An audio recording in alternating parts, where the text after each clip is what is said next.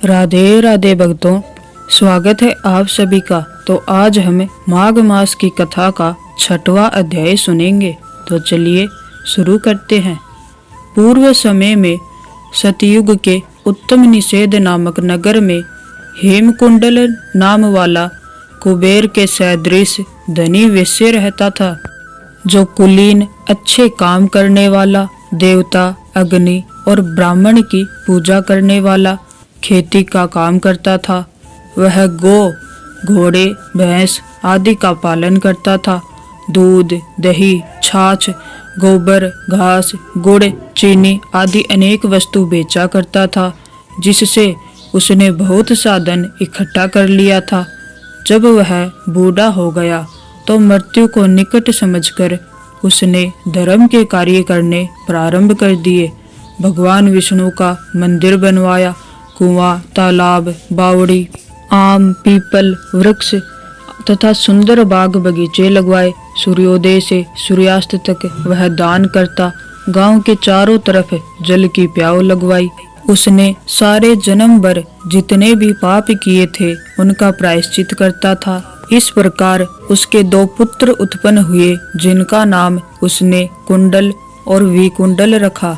जब दोनों लड़के युवावस्था के हुए तो हेमकुंडल वैश्य गृहस्थी का सब कार्य सौंपकर तपस्या के निमित्त वन में चला गया और वहां विष्णु की आराधना में शरीर को सुखाकर अंत में विष्णु लोक को प्राप्त हुआ।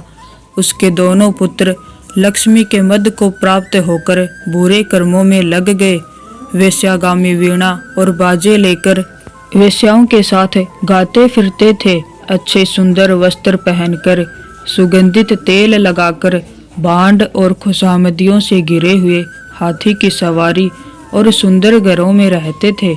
इस प्रकार ऊपर बोए बीज के सदृश वह अपने धन को बुरे कर्मों में नष्ट करते थे। कभी किसी सत्य पात्र को दान आदि नहीं करते थे, न ही कभी हवन करते थे और न ही देवता या ब्रह्मा जी की सेवा तथा विष्णु जी का पूजन करते थे। थोड़े दिनों में उनका सब धन नष्ट हो गया और वह दरिद्रता को प्राप्त होकर अत्यंत दुखी हो गए। भाई, जन, सेवक, उपजीवी सब इनको छोड़कर चले गए। तब इन्होंने चोरी आदि करना आरंभ कर दिया और राजा के भय से नगर को छोड़कर डाकुओं के साथ वन में रहने लगे और वहां अपने तीक्ष्ण बाणों से वन के पक्षी, हिरण आदि पशु तथा हिंसक जीवों को मारकर खाने लगे। एक समय इनमें से एक पर्वत पर गाय, जिसको सिंह मारकर खा गया, और दूसरा वन को गया, जो काले सर्प के डसने से मर गया। तब यमराज के दूत उन दोनों को बांधकर यम के पास लेकर गए और कहने लगे कि महाराज, इन दोनों पापियों के लिए क्या आज्ञा है। इससे आगे की कथा हम अगले अध्याय में सुनेंगे।